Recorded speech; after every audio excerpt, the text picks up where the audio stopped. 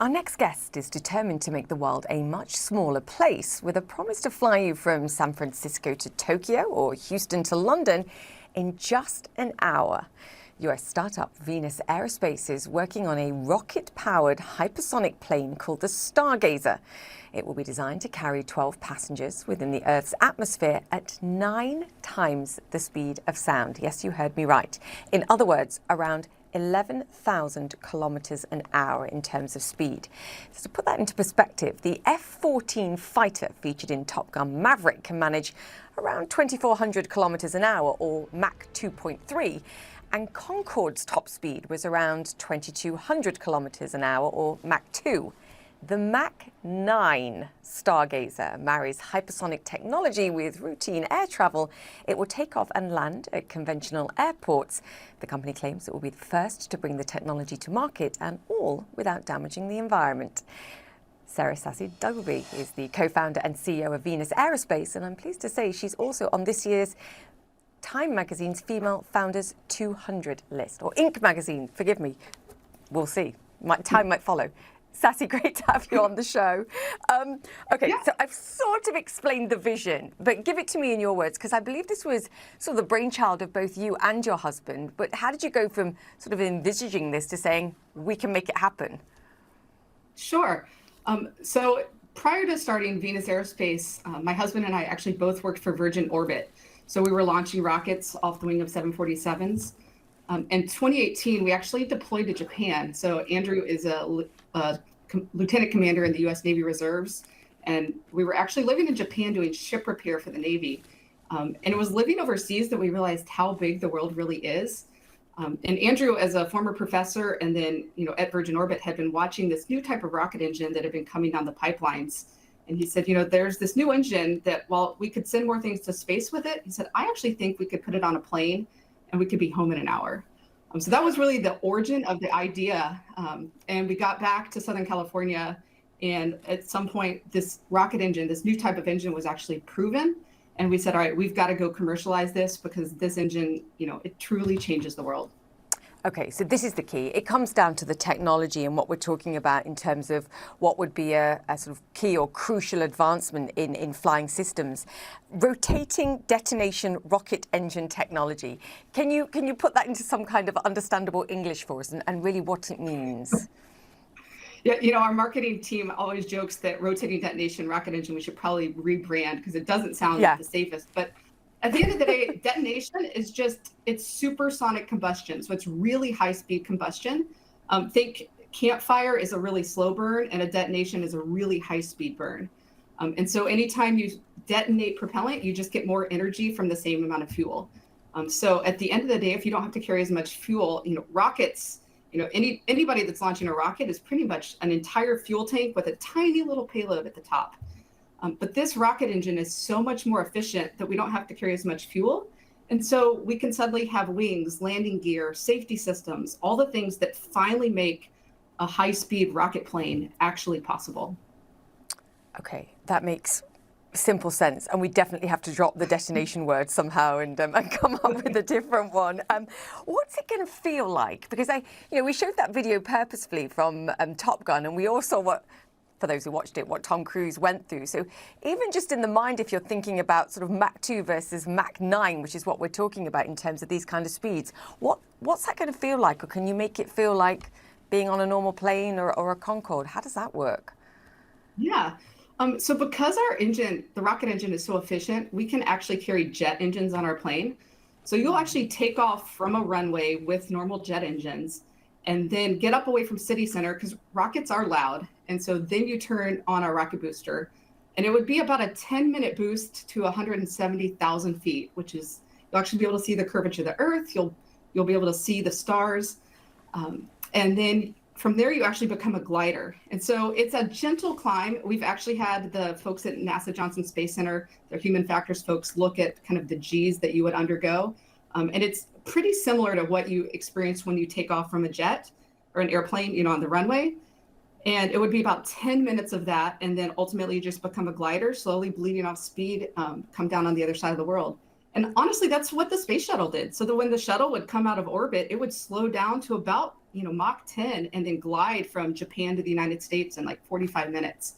So Wow. we're really just kind of repeating that path.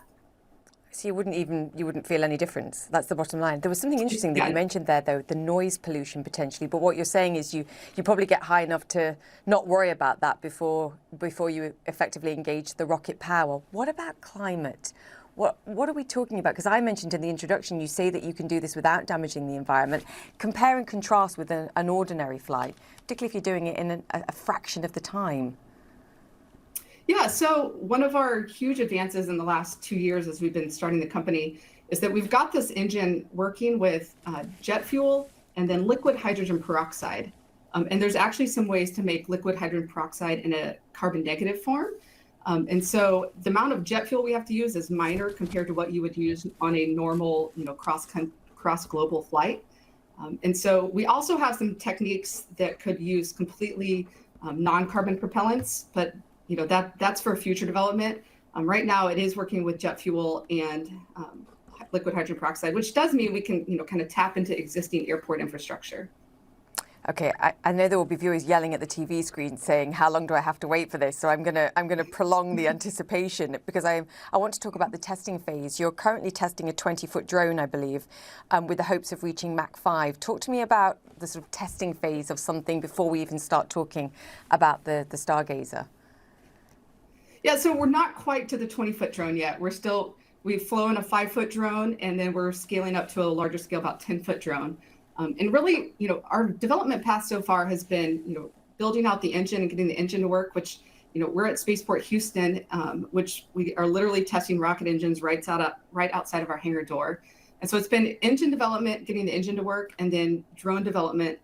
And then now the next step is really kind of the integration of the two to start flying Mach 1 and then Mach 3 and then Mach 5 and continuing all the way on to Mach 9. Okay, how long, Sassie, in No your sooner, mind? we always say the Stargazer with the right capitalization and the right financial partners would be no sooner than 2030.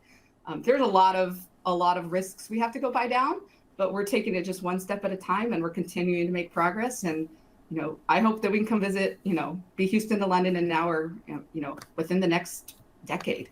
Wow. I mean, you've raised tens of millions of dollars for investors. How are those conversations going? Do people's eyes just light up and say, I want to be part of this? And have those conversations got sort of more difficult in the last year, given what we've seen with sort of tech startups and a more challenging financing environment? I think investors certainly a little bit more cautious how they spend their money. Absolutely. The fundraising environment has changed drastically from, we quit our jobs in the middle of COVID, and my husband and I were fundraising from our house. Our kids were home from school. It was, quite a different experience than what it's been now. But we've got incredible partners that have seen the consistent development that we've been able to do. We've been able to hire really great folks that, have flown rockets, flown planes. And so we've got a great amount of capital partners that have invested in us. But I can tell you the fundraising, we've spent the last 6 months fundraising, and it has been drastically different than the first, 2 years of the company in terms of what the market was looking like and how, how willing investors were to jump in. But at the end of the day, we're opening up, the high-speed global travel market is estimated to be up to 200 billion per year. So that's what, at the end of the day, that's what really gets investors super excited is, how can you change the world with this type of technology? I mean, the cost saving for this, the productivity increases, it's sort of mind blowing. It's just the process of getting there at this stage. And what we've also seen in recent months is the bankruptcy of Virgin Orbit, which, as you mentioned, that's sort of where you guys began and were working for. Do you think that's impacted sentiment too? And I just wondered sort of the experiences that you took from that and said, look, we can apply this in terms of the business model, and perhaps what you left behind and said that doesn't work. Yeah, I am so thankful for, all the rocket companies that have come before us, because they've really taught a whole new generation how to do rocket science, how to be willing to kind of build, test, and fly and learn. If you build, test, learn a little, and keep doing that iteration instead of trying to get it perfect the first time. And so, the people, the processes, the things that I learned at Virgin Orbit, I am eternally grateful for. And I think, I think we all have that entire ecosystem to thank for the pushes in technology and where the world's actually going with new space and, satellites and all the things that, are finally happening here in the world. So I've got nothing but great things to say about my experience at Virgin Orbit, and I still wish all of those folks the best of luck. Yeah. A good point to make in a difficult time for them and the people involved, certainly. Final question on this. Do you think this could one day become mainstream, or is it going to be a case of, you can go for dinner for a couple of $100 in Tokyo if you're lucky, but it's going to cost $25 million to take the hypersonic flight to get there? Will it be mainstream, or will this be very specialist? Our goal is to have the original prices near first class ticket prices. So it's not going to be the $100 across the globe flight right now. As hopefully as we can get a plane bigger and do more development, maybe we can get that price down. But early on, it will be similar to a first class ticket price. But at the end of the day, what's your time worth, right? And there's times that while Zoom's great, and there's times that face-to-face conversation just needs to happen. And so I think there's a place for a vehicle like this in the ecosystem. Yeah, I mean, it wouldn't be cheap, but I think you'd be overwhelmed with demand at that price. You've just got to make the economics for the business work. Sarah, great Absolutely. to have you on. Very exciting. Sassie, yeah, thanks for having me. Thank you. Co-founder and CEO of Venus Aerospace.